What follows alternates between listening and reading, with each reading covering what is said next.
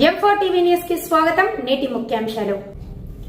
M4 TV news ప్రేక్షకులకు నిజాయితీగా, నిర్భయంగా ఎప్పటికప్పుడు తాజా కబుర్లు, భక్తి గీతాలు m4tvnews.com వెబ్సైట్ యాప్లు ప్రచురితం, ప్రత్యేక ప్రసారం చేస్తుంది. వార్తలు, ప్రకటనల కోసం సంప్రదించవలసిన సెల్ ఫోన్ నెంబర్లు 9666665026 9014163335. ఓం శ్రీ గురుభ్యో నమః. అందరికీ నమస్కారం అండి. ఈరోజు మనం ఉత్తరకాండ వచనం 11వ అధ్యాయం తెలుసుకుందాం. నిన్న ముగ్గురు అన్నదమ్ములు కూడా రావణుడు, విభీషణుడు, కుంభకర్ణుడు ముగ్గురు కూడా వరాలను కోరుకున్నారు. కుంభకర్ణుడు మతిమరుపుతోటి జీవితాంతం పడుకునే విధంగా వరాలను కోరుకున్నాడు. బ్రహ్మ తదాస్తు అని చెప్పేసి వెళ్ళిపోయాడు. తర్వాత సరస్వతి అతని దగ్గర నుంచి వెళ్ళిపోయింది. నోటి గురించి ఒక్కదాకా చెప్తున్నాం. ఈరోజు 11వ అధ్యాయం చెప్తున్నాం. ముందుగా గణేశుడి ప్రార్థన. శుక్లాంబరధరం విష్ణు శశివర్ణం చతుర్భుజం ప్రసన్నవదనం ఛాయేత్ సర్వవిఘ్నోపశాంతయే. గురుబ్రహ్మ గురుర్విష్ణు గురుర్దేవో మహేశ్వరః గురు సాక్షాత్ పరబ్రహ్మ తస్మై శ్రీ గురవే నమః. శ్రీరామ రామ రామేతి రమే రామ మనోరమే సహస్రనామ తత్తుల్యం శ్రీరామ నామ వరాననే. శ్రీరామ జయ రామ జయ జయ రామ శ్రీరామ జయ రామ జయ జయ జయ జయ రామ. హరి ఓం. ఉత్తరకాండ 11వ అధ్యాయం తెలుసుకుందాం. ఇట్లు రాక్షసులకు రావణాదులు వరమున పొందటం విని సంతోషముతో సుమాలి తన మంత్రులకు విరూపాక్షుడు, మారీచుడు, ప్రహస్తుడు, మహోదరుడు అని వారు తన్ను సేవించుతుండా నిర్భయముగా భూలోకమునకు వచ్చి రావణుని దగ్గరికి వచ్చి కౌకలించి ఆనందంతో ఇట్లను, నాయన నీవు బ్రహ్మచే వరములను పొందుడిచే నా కోరిక తీరింది. నాయన లంకయ్యను పురము మనదే సుమా. విష్ణు భయముచే అందొండ వెరచి పట్టణమును విడిచి రసాతలమునకు వెళ్ళినారము. మేము పడడి పాటలు ఏమని చెప్పుదము. రాక్షసుల నివాసమునకు తగినదే అందముగా ఉన్న ఆ లంక మనది తండ్రి. ఇప్పుడు నీ సవతి తల్లి కుమారులకు ధనుడు నివాసముగా చేసుకున్నాడు కాన దాన్ని తిరిగి పొందడం న్యాయము. ఓ బలవంతులలో శ్రేష్ఠుడా, సాయము చేత గాని, దానము చేత గాని, అపరిమితమైన పరాక్రమం చేత గాని ఆ పురాన్ని మళ్ళా నీవు పొందుము. దుఃఖ మహాసముద్రంలో మునిగిన రాక్షస కులమును తిరిగి ఉద్ధరించి లంకాధిపతి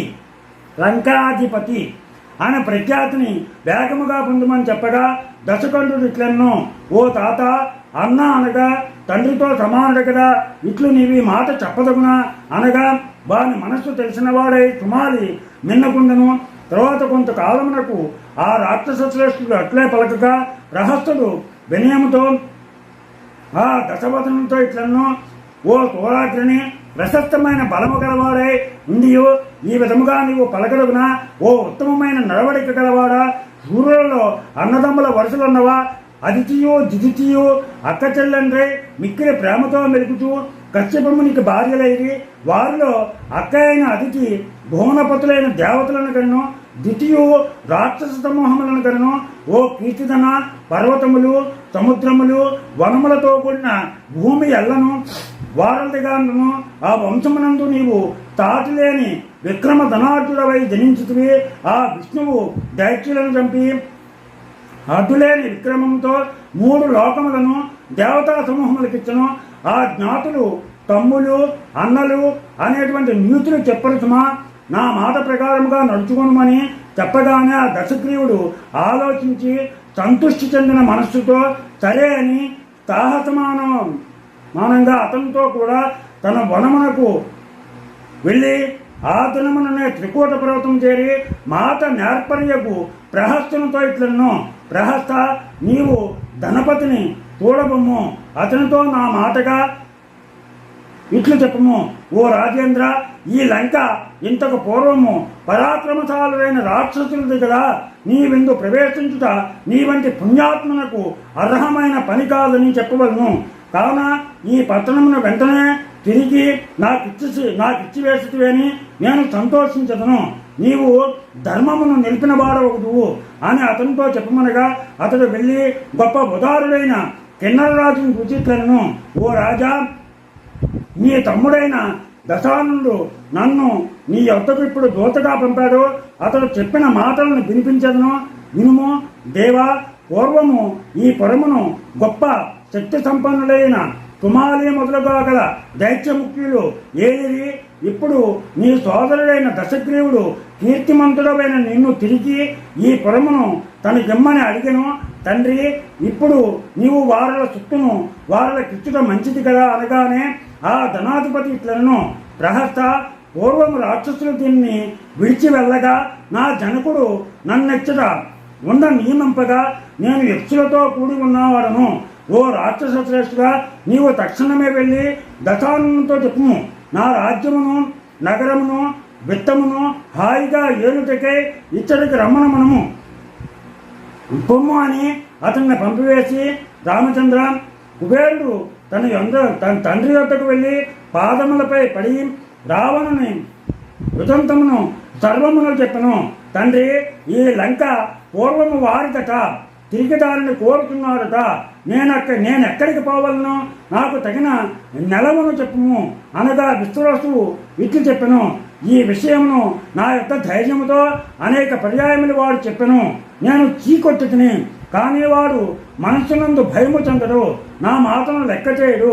ఇక వాడెట్లునో మానడు కాన వాడితో ఊరక అల్లరియాల వాడు మహనీయమైన వర గర్వముచే మత్తిల్లి ఉన్నాడు. తన మనస్సునందు వీరు పెద్దలు చిన్నలు అని ఎరుక లేకున్నాడు. నిమిత్తములను బట్టి చెప్పిన నా వచనానుసారముగా వానికి మిక్కిలి దారుణమైన స్వభావము కలిగినది. కాన నీకు శ్రేయస్సును కలిగించే విధానమని చెప్పదని వినము.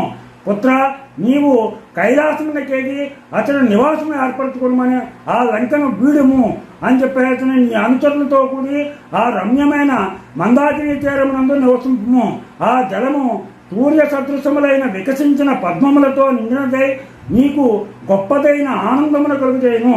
అచ్చట అప్సర స్త్రీలు, దేవతలు, గంధర్వులు, కిన్నరులు మున్నగు వారితో ఎల్లప్పుడూ అధికమైన ఆనందముతో స్నేహముతో కలిసి విహరించుతుందరు. ఆ దుష్ట రాక్షసులతో నీవు కలహమునకు వెళ్ళకు. అతడు బ్రహ్మచే పొందిన వర విధానము నీకు తెలిసినదే అనగా వినయము కలవాడే అతని ఆనందనంది కుబేరుడు భార్యా పుత్రులతోనూ మంత్రులతోనూ వాహనములతోనూ ధనములతోనూ కూడినవాడే ఆ నిమిషం నుండే గొప్పదైన కైలాస పర్వతం చేరి హాయిగా ఉండెను. దాంతో ఆ లంకను వదిలిపెట్టే కుబేరుడు కైలాసాన్ని వెళ్ళిపోయాడు. ఈ రోజుతో 11వ భాగం పూర్తయింది. రేపు 12వ భాగం గురించి తెలుసుకుందాం. మీకు నా ఛానల్ కనుక నచ్చినట్లయితే సబ్స్క్రైబ్ చేయండి, అలాగే లైక్ చేయమని కోరుతూ మీరు ఆపాదం